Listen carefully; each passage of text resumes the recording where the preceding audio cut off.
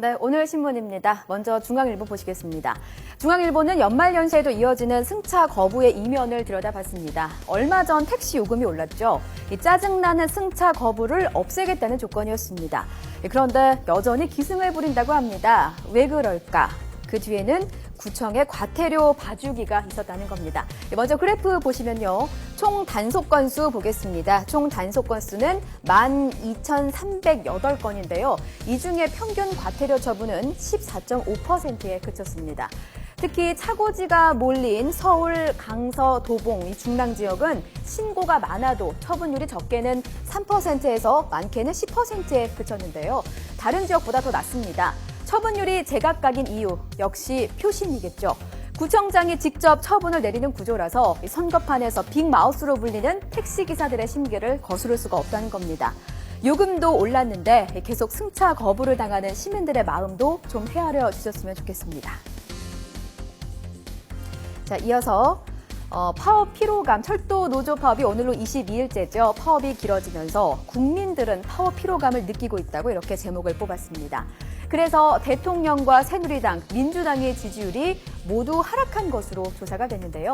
박근혜 대통령의 국정 수행 지지율부터 보시겠습니다. 그래프로 좀 확대해 주시죠.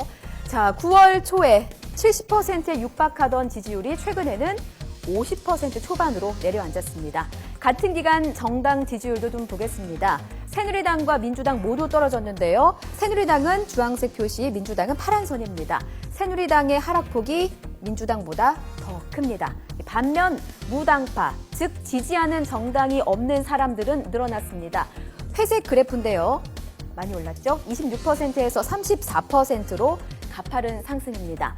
신문은 이 같은 지지율 하락 원인을 교착 국면을 풀어낼 힘을 정부 여당이 가지고 있는데 계속 해법을 찾지 못하는 새누리당과 책임 있는 수권 정당의 면모를 보여주지 못하는 민주당에 대한 실망감으로 분석했습니다. 이와 같은 상황에서 여권의 비주류 중진들은 잇따라 청와대에 쓴소리를 던지고 있습니다. 조선일보 보시겠습니다. 7선의 정몽중 의원은 올해 국내 정치를 생각할 때 가장 먼저 떠오르는 단어는 정치 실종이라고 정리했습니다. 유승민 국회 국방위원장도 철도 파업과 관련해서 의견을 냈는데요. KTX 수서발 자회사 설립은 그 정책 자체가 잘못이라면서 방만 경영, 해결책으로 임금 동결을 제시했습니다. 여의도가 주목하는 영화 변호인을 보고 난 의원들도 쓴소리를 냈는데요. 이재호 의원은 지금 이 나라의 민주주의는 어디로 가고 있는가 눈물이 난다 이렇게 트위터에 올렸습니다. 원희룡 전 최고위원 역시 공안과 과잉의 정치 마비는 옛날이나 지금이나 국민과 권력의 대결 구도를 가져온다는 역사적 경험을 늘 성찰해야 한다고 밝혔습니다.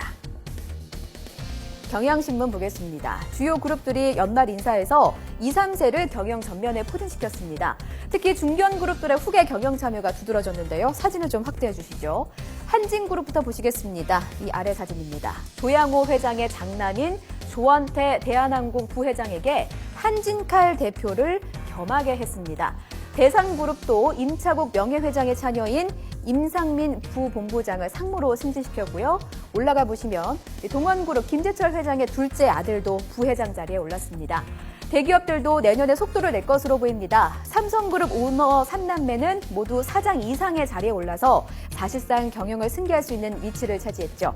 이 밖에도 현대차와 LG, 하나, CJ 등도 2세들에게 요직을 줄 것으로 전망됩니다. 네, 이제 새해 얼마 남지 않았습니다. 1월 1일부터 바뀌는 주요 제도 살펴보겠습니다. 우선 법무행정 분야인데요. 반가운 소식이었죠. 추석 연휴 대체 휴일제가 처음으로 적용이 됩니다. 도로명 주소도 이제 법정 주소로 변경이 되는데요. 공공기관의 서류 신청이나 작성을 할 때 도로면 주소를 반드시 사용을 해야 합니다. 아직 익숙하지 않아서 혼란이 클 것으로 보입니다.